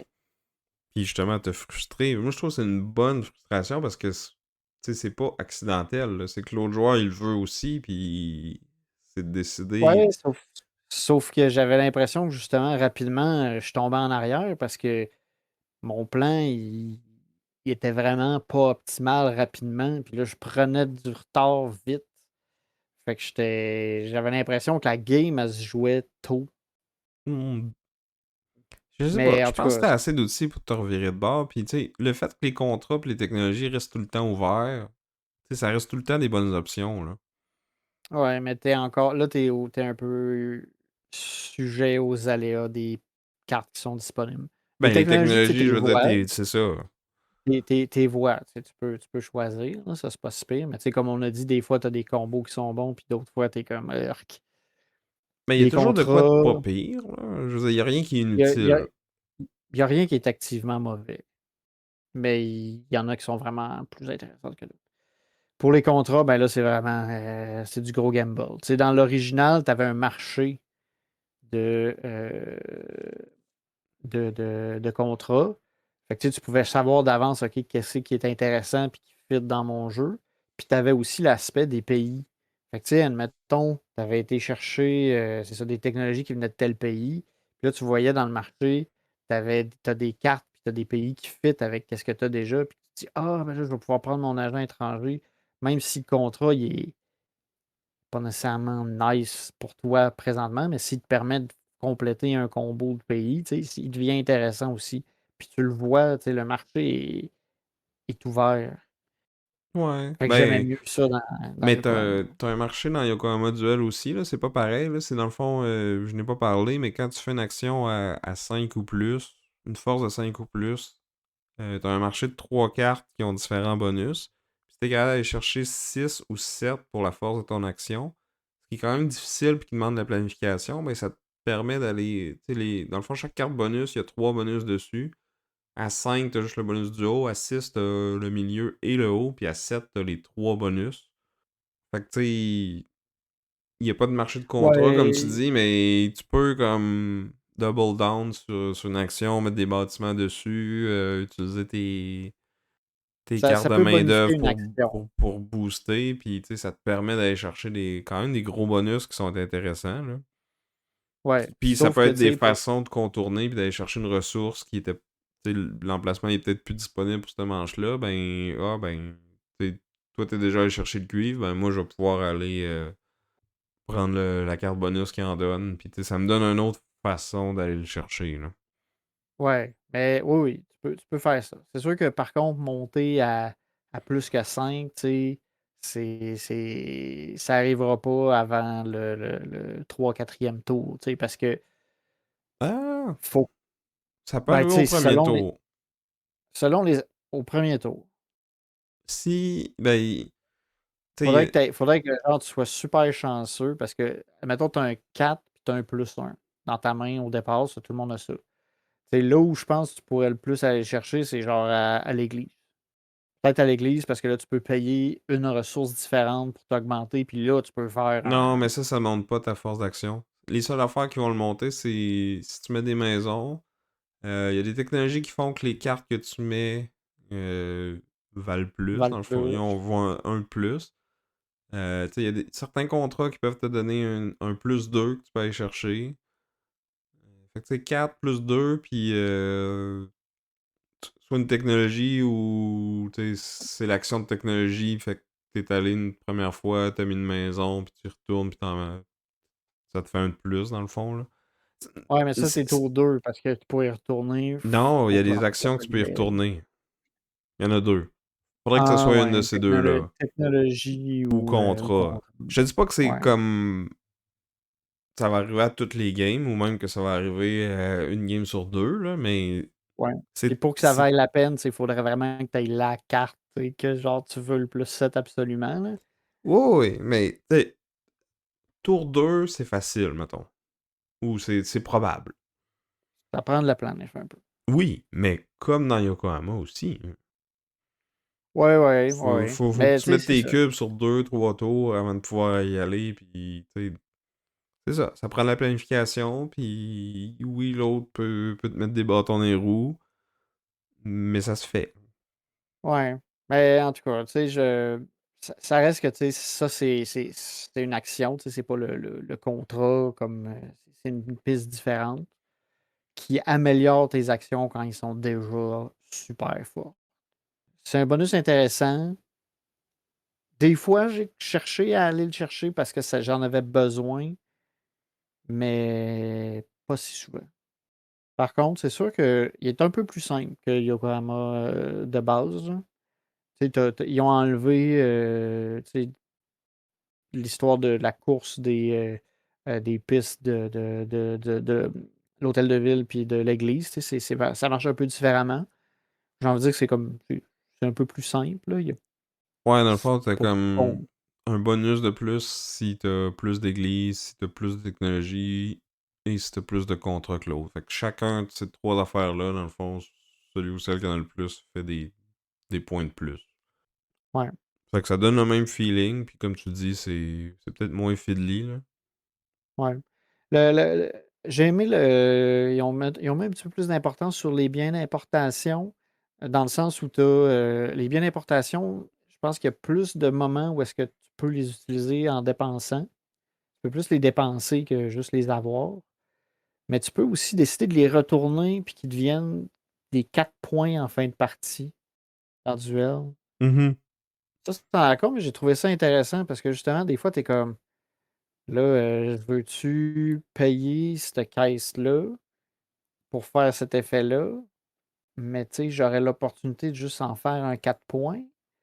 Tu sais, ça, j'ai trouvé ça intéressant. Tu sais, c'est con, là, c'est simple, là, mais j'ai trouvé ça intéressant comme petit dilemme mental à faire à chaque fois que j'avais une caisse, puis à me dire, je vais-tu faire 4 points avec ou je vais l'utiliser pour bonifier une autre action à quelque part à maintenant. Mhm. Parce Puis, qu'ils ont comme plus d'endroits, je trouve, où les utiliser. ouais, ça rajoute un peu de crunch, ça rajoute des décisions, des fois un peu déchirantes, là. En tout cas, moi, honnêtement, à deux joueurs, c'est sûr que je privilégierais celui-là. C'est sûr que si tu veux jouer à 3 ou 4, je pense que même il va jusqu'à 5 Yokohama. Il est plus flexible, il permet ça. Mais je trouve que c'est un beau travail d'adaptation, puis qui fait que tu sais, c'est un jeu qui est vraiment fait pour deux joueurs, puis qui va jouer avec les forces de ce mode de jeu-là, puis en gardant le même thème, en gardant les mêmes ressources, les mêmes icônes, tu sais, je suis sûr qu'il y a une partie du matériel qui est pareil, là, les jetons de ressources, tout ça, ça doit être les mêmes dans les deux jeux, ben, on réussit quand même à avoir une expérience qui est similaire, mais assez différente pour que ça soit justifiable de posséder les deux jeux, là. Moi, j'aurais envie de dire que non, parce que je dirais n'achetez pas Yokohama Duel si vous avez déjà Yokohama, parce qu'il est meilleur.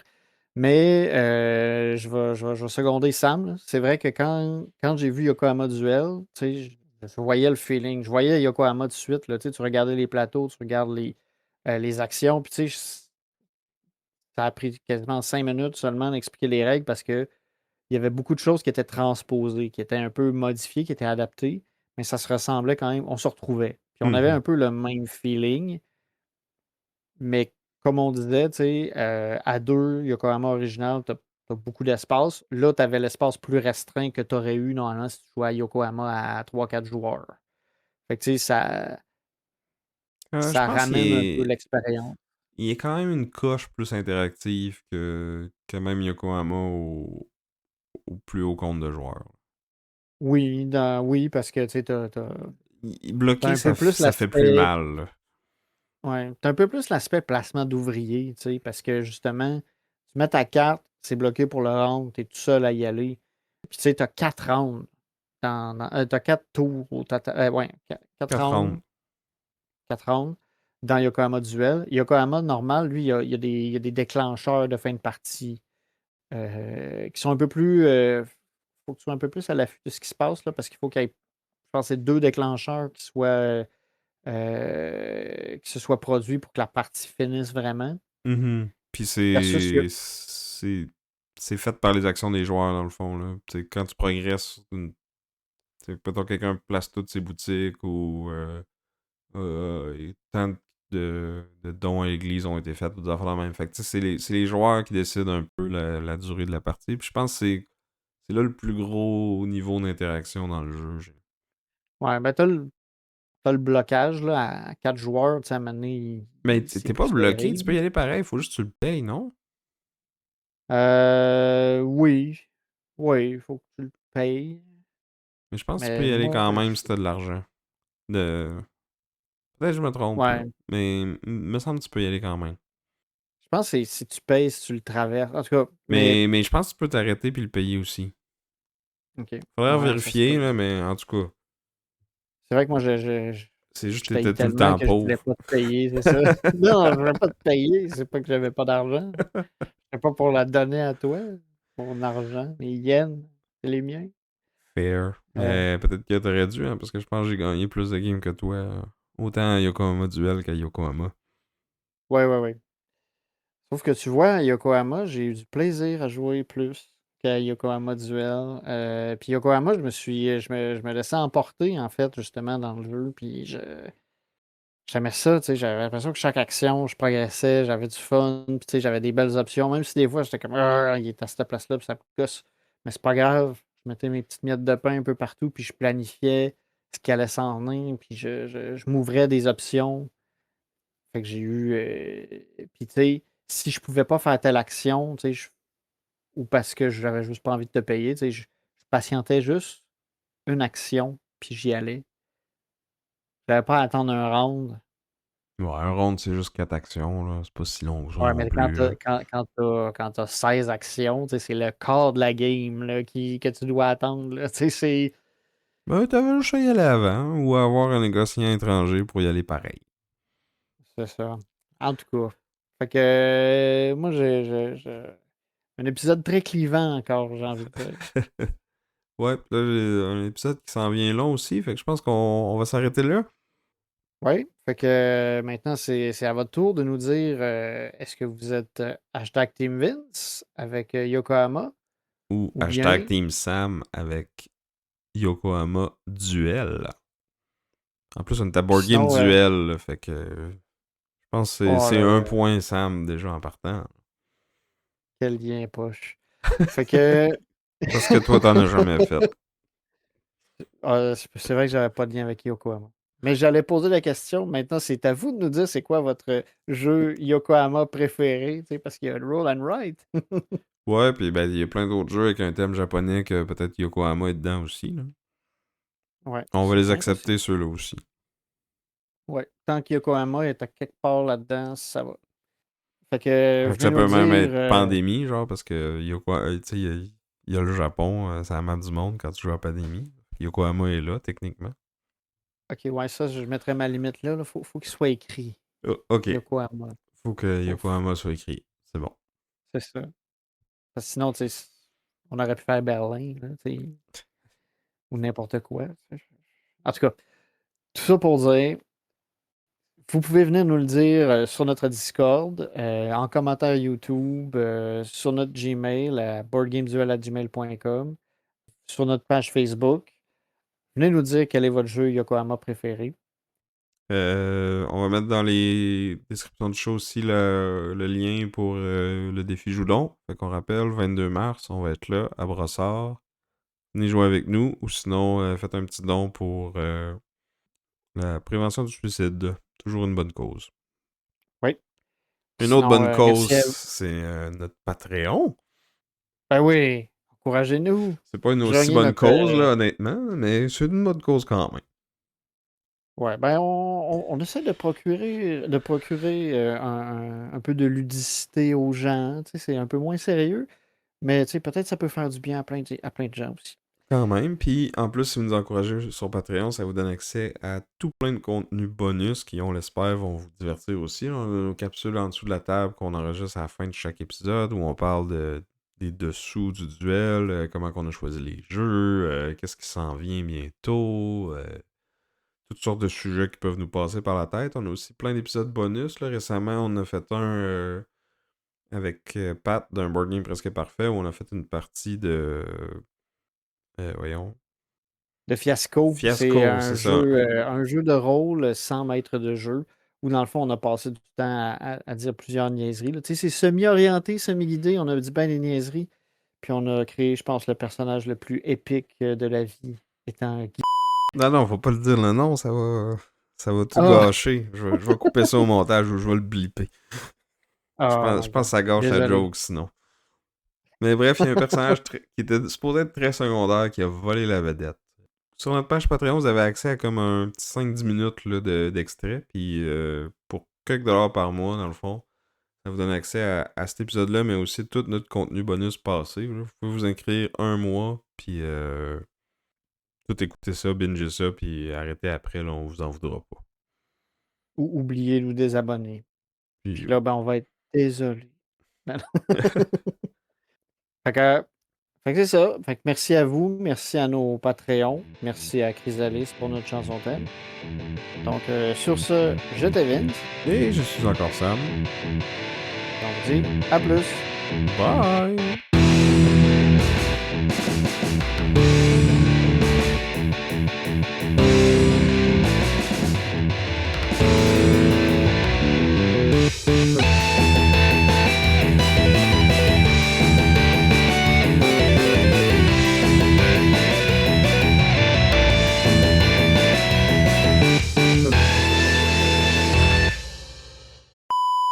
Bon, fait que ça, c'était les jeux qu'on a joués récemment. On a aussi une petite annonce à faire.